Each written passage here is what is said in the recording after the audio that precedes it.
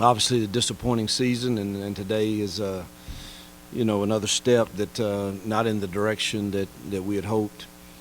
Um, Georgia's a good football team, and Kirby and them do a great job, and obviously they've recruited a roster that's really talented from top to bottom and deep.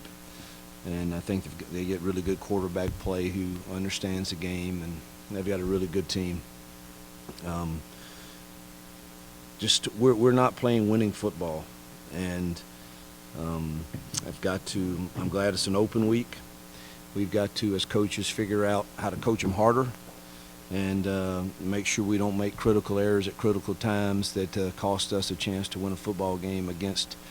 I keep saying we're not that far off because, I think, they're the number 5 team in the country and we should have been in this game.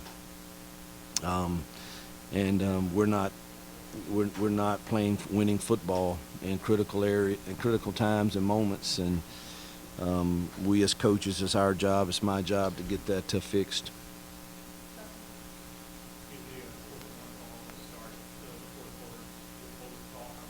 Yeah, it was. The call was a dive left to Jarquez, and we didn't execute that play. No.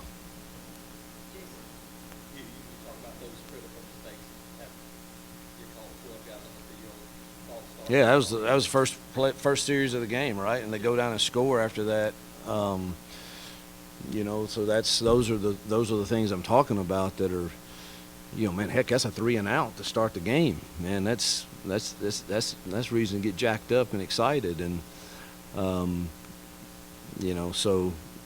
that, and then I thought their stemming was too aggressive. We get told that all the time by the officials, and it got us twice. But I don't know. I'll turn them in and see what they say. But we get warned all the time that a linebacker shouldn't step up and be aggressive in getting them to move with them raising up. And I thought that's what was happening, but they didn't see it that way. So that hurt us in a couple penalties for sure.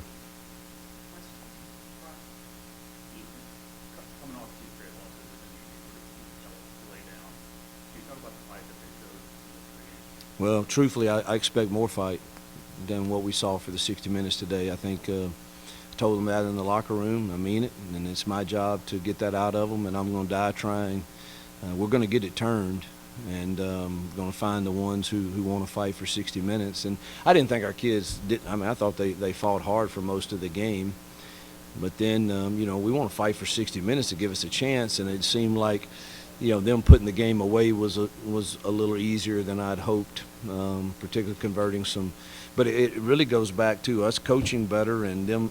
We're playing a lot of young kids out there. I mean, we had Kinsley Faustin out there tonight, and he's lined up, outside tip of a receiver on third down, and needed to be inside tip, and those are the things that I keep feeling like we're doing to ourselves, and we as coaches have got to expect more of ourselves to put them in position in those moments to make those plays to give us a fighting chance to experience the victories that we so badly desire.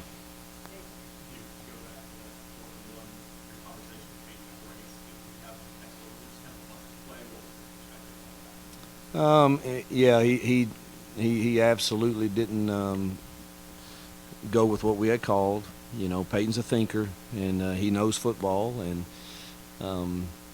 he decided to try to run some type of zone read there, and I think everybody was a little confused, but we definitely weren't on the same page there, and I should have used one of our timeouts there when I saw things were going awry, but that's something we've got to learn from, and again, we've got to coach better to where that's really not an option in that moment in time.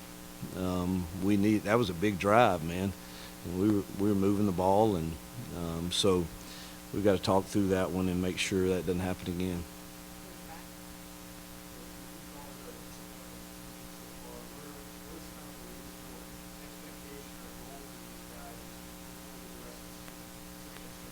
To win every game, I think is capable.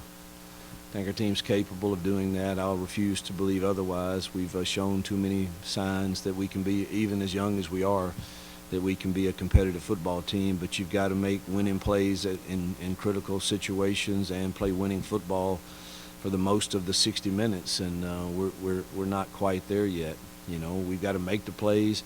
You know, I think we had a couple opportunities to make some good long passes, and you know, Malcolm was first to come over and say, "I should have caught that, coach. It hit me right in my hands." You know, and you don't get mad at him over that, but you know, we've got to learn to make those plays when they come our way, and because our margin is not, it is very small for us right now, and when we have a chance to do those, so.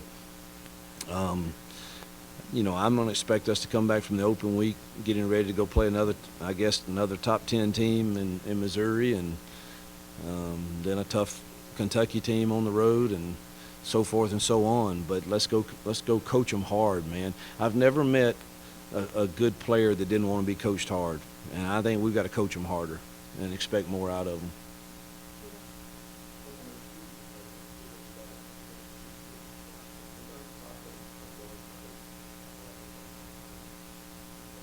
Not the first one. There was some thought on the second one for sure. The first one, what made it 7-3 or 10-3, I can't remember.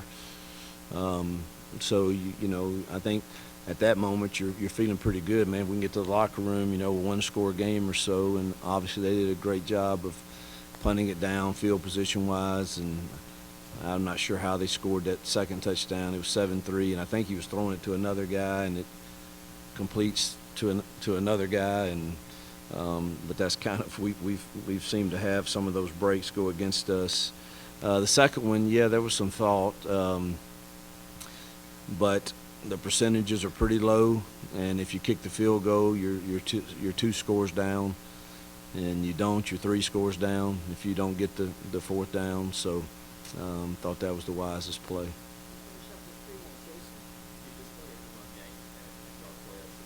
Yeah.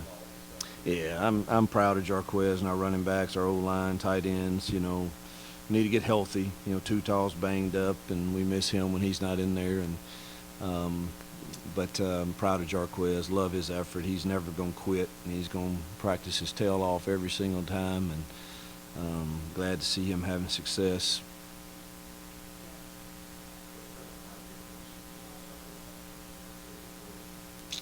Well, they played coverage most all day. We had a few opportunities, but really very few down the field throws were really available. We had, I think, one to Malcolm that I think we should have completed, one to Perry there at the end. I thought he won on the route. They had some cloud coverage, some over-the-top coverage on Cam most of the day. Got to get him where we can move him around and him understand different spots for different calls, and that'll come with age for sure. Yeah. Yeah. Can't say enough about Keldrick Falk and the leader he is, the young man he is. He's everything you want in an Auburn football player and an Auburn man. And man, he lays it all on the line like Jarquez does. And you know, he needs an off week. He and J-Mac are beat up for sure and having to play a ton of snaps. And hopefully he can get healed up and have an outstanding second half. But his leadership's vital to our team.